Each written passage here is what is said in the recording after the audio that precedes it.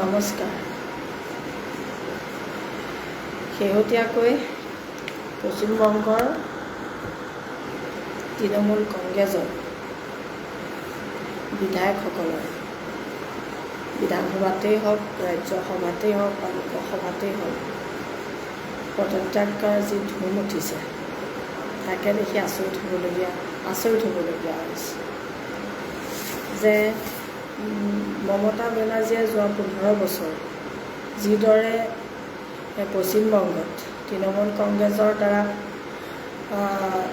বিধানসভাত 61 সম্ৰাজ্ঞী হৈ আছিল, কিন্তু এই বছৰ 2026 বিধানসভা নিৰ্বাচনত বিজেপি দল একক সংখ্যাগৰিষ্ঠতা পাই জিকাৰ পাছৰ পৰাই তেওঁৰ লগত 15 বছৰ লগ সংগীয়া বিধায়কসকলেই হওক, বিধানসভাৰেই হওক, লোকসভাই হওক, ৰাজ্যসভাৰেই হওক, সেই বিধায়কসকলে যে এনেকৈ দল ত্যাগ কৰি তেওঁক অকলশৰীয়া কৰিব সেইটো চাগে তেওঁ সপোনতো ভবা নাছিল। সঁচাকৈ আছোঁ, ৰাজনীতিবিদসকলৰ কথা ক'বলৈ গ'লে, ভাবিবলৈ গ'লে মানুহ পাগল হৈ যাব লাগিব।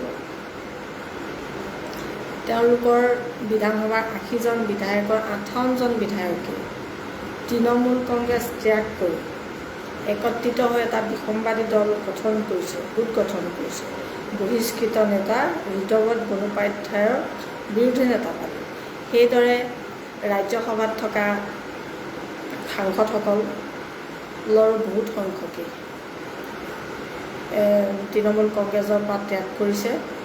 আমাৰ অসমৰ আগৰ যি প্ৰথম কংগ্ৰেছ, তাৰপাছত তৃণমূল কংগ্ৰেছত থকা সুস্মিতা দেৱেও ইতিমধ্যে ৰাজ্যসভাৰ পৰা তেওঁ সাংসদ পদ ত্যাগ কৰিছে। সেইদৰে পশ্চিমবংগত থকাবোৰো একেই গতি হৈছে। আচৰিত কথা, আমি সাধাৰণ জনসাধাৰণখিনি এই কথাবোৰ কিয় যে বুজি নাপাওঁ বা বুজা আমাৰ দেৰি হয়। ৰাজনীতিত কি ক্ষমতাই চব সৰ্বস্ব নেকি?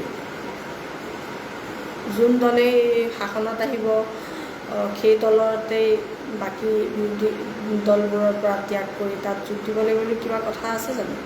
আজিকালি বিধায়কসকলৰ মনত একো জনসাধাৰণক সেয়াৰ প্ৰতি কোনো তেওঁলোকৰ মনত কোনো মনোভাৱেই নাই নেকি?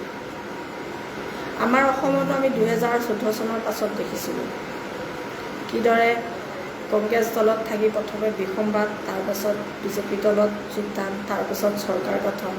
আমাৰ বৰ্তমানৰ মাননীয় মুখ্যমন্ত্ৰী হিমন্ত বিশ্ব শৰ্মা ডাঙৰীয়া, পীযুষ হাজৰিকা, জয়ন্ত মল্লক ডাঙৰীয়া বা পল্লৱ লোচন ডাঙৰীয়া, বলিন চেতিয়া, প্ৰধান বৰুৱা, এই সকলোৱে সেই সময়ত কংগ্ৰেছ ত্যাগ কৰি বিজেপি দলত যোগদান কৰি বিজেপি চৰকাৰ অহাৰ পাছত তাতেই হেৰি কৰিছিল। তাৰ পাছতো 2020 চনত দেখিছিলোঁ অজন্তা নেওগ, ৰাজদীপ গলাকেকৈ আদি সকলো, বা 2021 চনতো দেখিছোঁ আমি মৰিনী সমষ্টিৰ ৰূপজ্যোতি কৰ্মী বা সুশান্ত বৰগোহাঁই আদি সকলেও কংগ্ৰেছ ত্যাগ কৰি বিধায়ক পদ ত্যাগ কৰি পেলাই বিজেপিত জইন কৰিছে। আৰু বহুতো আছে, সেইবোৰৰ নাম ক'লে আপোনাৰ হিচাপ নোহোৱা হ'ব।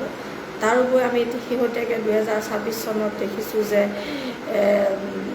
কংগ্ৰেছৰ সভাপতি, অসম প্ৰদেশ কংগ্ৰেছৰ সভাপতি, প্ৰাক্তন সভাপতি ভূপেন বৰা বা নগাঁও সমষ্টিৰ সাংসদ, লোকসভা সমষ্টিৰ সাংসদ প্ৰদ্যুৎ বৰদলৈয়ে নিৰ্বাচন দিন ঘোষণা কৰাৰ আগে কংগ্ৰেছ ত্যাগ কৰি বিজেপিত জইন কৰে। আৰু ভূপেন বৰাই বিহপুৰীয়া সমষ্টিৰ পৰা আৰু প্ৰদ্যুৎ বৰদলৈ দিছপুৰ সমষ্টিৰ পৰা সংখ্যাগৰিষ্ঠতা বা বিজেপি দলৰ পৰা নিৰ্বাচিত হৈ এইবাৰ বিধানসভাত যোগদান কৰিছে।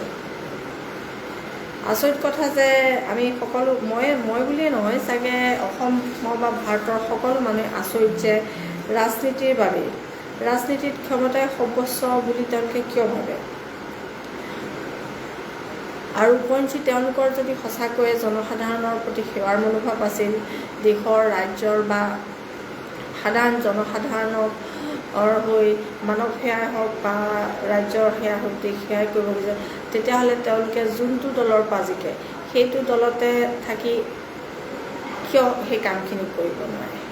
কিয় বাৰেপতি তেওঁলোকে উপনিৰ্বাচন প্ৰত্যেকটোৱে দল ত্যাগ কৰাৰ লগে লগে সেই কংগ্ৰেছ দলৰ পৰাই হওক বা আন দলৰ পৰাই হওক দল ত্যাগ কৰাৰ লগে লগে সেই সমষ্টিত উপনিৰ্বাচন পতা হয়, তেতিয়াহ'লে এনেকুৱা নিৰ্বাচন পাতি কি লাভ হ'ব? কক্ৰোচ জনতা পাৰ্টীয়ে ঠিকেই কৈছে যে দল বাগৰা বিধায়কসকলক লৈ এখন আইন আনিব লাগে, যোনখন আইনৰ জৰিয়তে তেওঁলোক 20 বছৰলৈকে নিৰ্বাসন দিব লাগে। কাৰণ এনেকৈ যদি যোনটো দল শাসনত আহে সেইটো দললৈকে বিৰোধী দলবোৰত থকা বিধায়কসকলে বিধায়ক পদ ত্যাগ কৰি শাসক দলটোত যোগদান কৰে, তেতিয়াহ'লে এনেকৈ নিৰ্বাচন পাতি জানো কিবা লাভ আছে? আৰু ইয়ে ভৱিষ্যত প্ৰজন্মৰ মাজত কি এক বাৰ্তা কঢ়িয়াই আনিছে? তেওঁলোকৰ দল বাগৰা মানে তেওঁলোকে সেই দলটোৰ পৰা সুযোগ সুবিধা পাব, নিজৰ ব্যক্তিগতেই হওক বা আনেই হওক সকলো সুবিধা পাব, তাৰ বাবে তেওঁলোকে সেইখিনি নকৰে জানো? তেতিয়াহ'লে এইখন চৰকাৰ এনেকৈ গঠন কৰি কি লাভ? তেতিয়াহ'লে চৰকাৰ আমাৰ সাধাৰণ জনসাধাৰণক ভোটাধিকাৰ আমি নিদিয়াই ভাল। গতিকে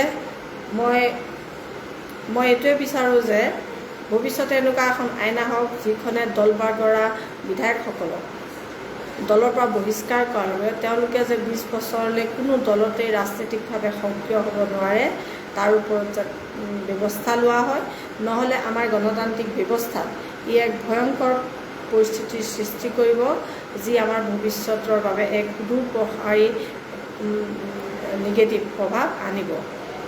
নমস্কাৰ।